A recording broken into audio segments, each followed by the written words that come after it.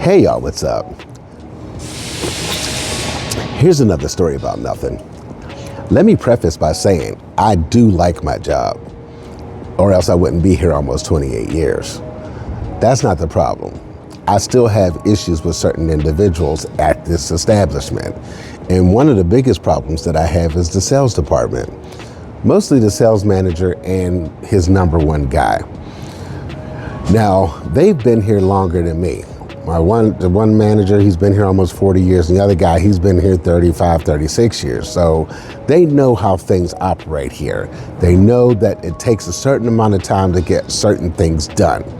And I'm working on a job that takes one guy 5 days to do. Luckily, they gave me somebody that makes it and cut the time. So we had 2 guys working on it, we cut it down to 3. And I'm almost finished with the job. The problem that I have is the salesman's crying for this job because they wanted it today. I didn't start on it until Friday. So I don't understand where you think that this job is going to be done at a certain amount of time when it takes a certain amount of time to get done. They think that all they have to do is call my manager, and if they cry hard enough, it will change the space-time continuum and things will just move a lot faster than they want. First of all, working too fast is a liability, and somebody is going to be susceptible to injury if we work too fast. 2, we ain't magicians. 3, we've had this job done before, so you know how much time it takes. I don't understand where they think if they start crying about it that it's going to get done faster. We already put foot to ass to make sure things go smoothly so you can get this out to the customer. But see, you just start to get greedy. Me personally, I come in here early, I come in at 6 and I work until 5. And not out of some, undying loyalty to the sales department. I just like my money. But I'm also serving a dual purpose because I'm getting the job done faster.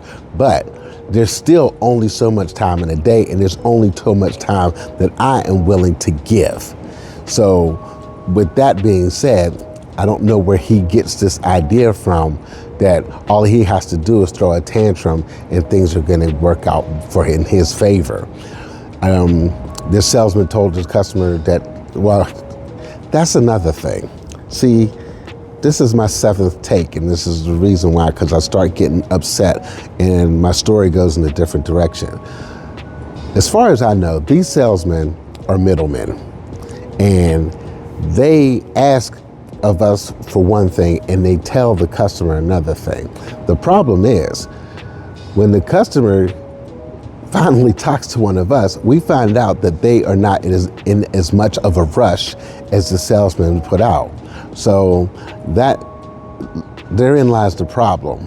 The salesman is creating and fabricating these stories just so he looks like the good guy and he looks like the hero. And he's not understanding, look, if it takes 5 days to do, expect it to take 5 days. If we're lucky enough to get more than one person working on it and people aren't tripping over each other, I would consider that a bonus.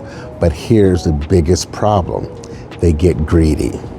They understand that the job takes so much time to do, but in that one little instance, if they get lucky and we're able to put enough people on it and it gets done faster, then they're going to expect it to be done in that amount of time the next time they need this work done.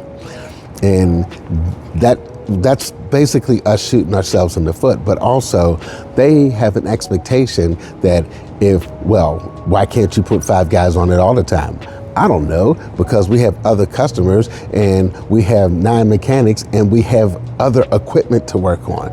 This guy, for some reason, he just likes to cry because he thinks that he's a priority. And he's not understanding.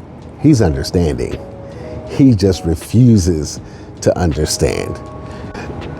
All right, so if you picked up here, then I probably edited a big portion of this out because I started to ramble and get really pissed off at this guy. But what I'm just trying to say is, just because you were lucky enough to have something work in your favor does not mean that it's going to work that way every single time. You're giving promises to customers, and most likely the customer isn't even expecting the machine or whatever we're working on in the time frame that you've given. So there's two opposite ends that are living in the land of reality, and then there's you in the middle. There you go, my friends. Just another story about nothing. Y'all have a good one. Deuces.